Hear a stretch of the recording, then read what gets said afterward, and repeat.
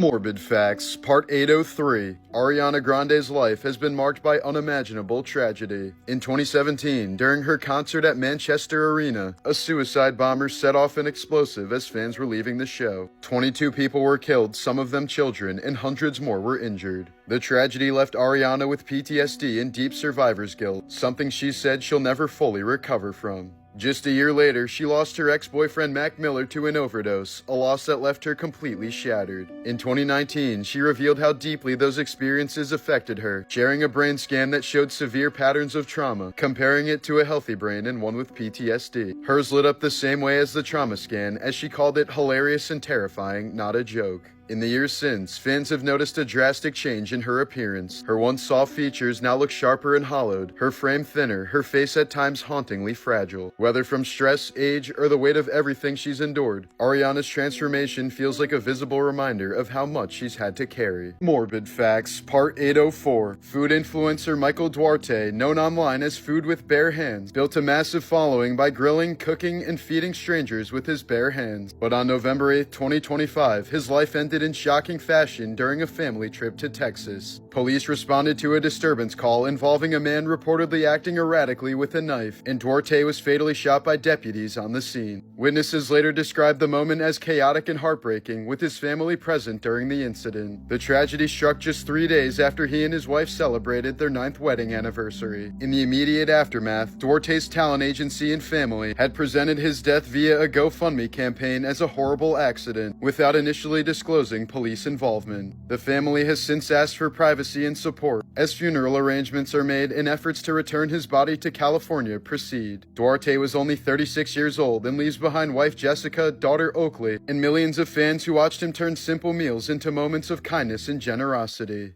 Morbid Facts, Part 806. In 2023, British TV presenter Holly Willoughby narrowly escaped a fate straight out of a nightmare. Her stalker, 36-year-old security guard Gavin Plumb, had been secretly building what prosecutors called a murder kit in his Essex home. Ropes, metal cable ties, chloroform, and knives, all carefully organized for a late-night abduction. He spent over 18 months plotting every step, obsessively saving thousands of images of Willoughby, including hundreds of deepfakes he made to fuel his fantasies. Plumb shared his entire plan with someone he met on a dark chat room called Abduct Lovers, where over 100 members spent hours trading violent fantasies. He even sent voice memos describing how they'd hit at night when traffic was low, and how he'd chloroform both of them, referring to Willoughby and her husband. But what he didn't know was that his online partner wasn't a killer, he was an undercover US federal agent. When British police stormed Plumb's apartment, they found his computer filled with explicit material, detailed kidnap instructions, and surveillance notes about Willoughby's security routines. He knew her full schedule and had even written down what time she usually woke up. In July of 2024, Plumb was sentenced to life in prison with at least 16 years before parole. Morbid Facts, Part 805. In 1985, veteran Miami Herald photographer Bob East went into surgery to remove a cancerous eyeball, but a tragic hospital mistake killed him instead. During the operation, doctors accidentally injected a toxic preservative chemical into his spine, thinking it was spinal fluid. The chemical, meant to preserve his removed eye, instantly caused brain damage, and East was declared brain dead soon after. He was eventually taken off of life support, while the hospital later admitted the mix-up and paid his family a $2 million settlement. When the Space Shuttle Challenger exploded just 73 seconds after liftoff in 1986, it didn't disintegrate immediately like many believe. The crew cabin actually remained intact. For nearly 3 agonizing minutes, it tumbled toward the Atlantic Ocean from a height of 50,000 feet. Investigators later found that air packs had been manually activated, suggesting that some of the 7 astronauts were still alive and possibly conscious during the entire fall. The cabin struck the ocean at over 200 miles per hour, killing everyone on impact. Morbid Facts, Part 640. Gary Coleman became a massive star as a child on Different Strokes, earning him millions, but his parents and business advisor embezzled most of his fortune over the years. Once he turned 18, he sued them and won a measly $1.3 million settlement, by which point his career had faded and the medical bills were racking up. As an adult, Coleman struggled financially and battled constant health issues from congenital kidney disease, the condition that resulted in his 4'8" height due to the medications used to treat it when he was a child. His final years were marked by bitterness toward Hollywood and especially his parents. He once said, "If I had the choice, I wouldn't be famous. I'd be a happy, healthy, regular guy." when he suffered a fatal brain hemorrhage after a bad fall in 2010. Coleman had written in his will that he wanted no funeral, no wake, and that his parents should not be informed about or allowed to attend any memorial services held in his honor.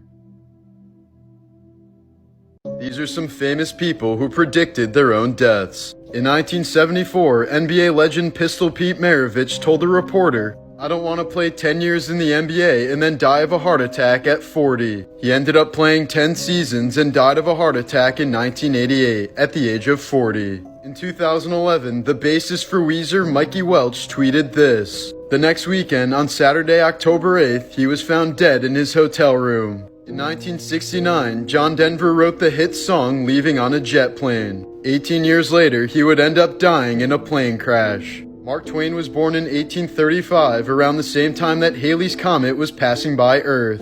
In 1909, he would later say, "I came in with Halley's Comet in 1835, and I expect to go out with it."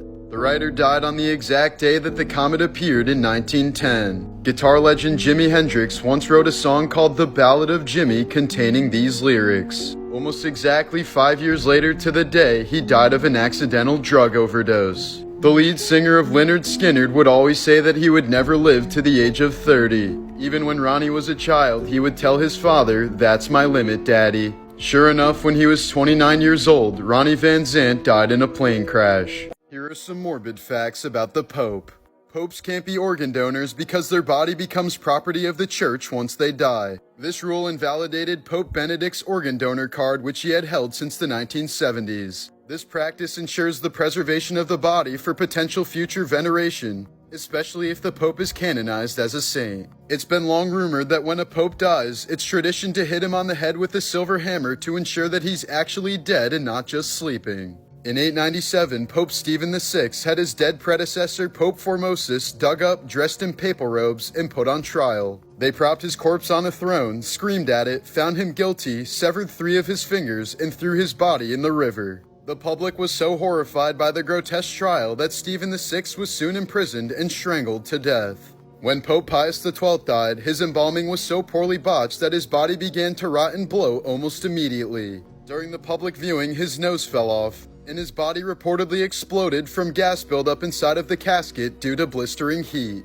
In 1981, a Turkish man shot Pope John Paul II 4 times but didn't kill him. After the Pope recovered, he visited the assassin in prison and gave him his forgiveness. The assassin was soon pardoned at the Pope's request, and 33 years after his crime, he visited the Vatican and laid flowers on the Pope's tomb.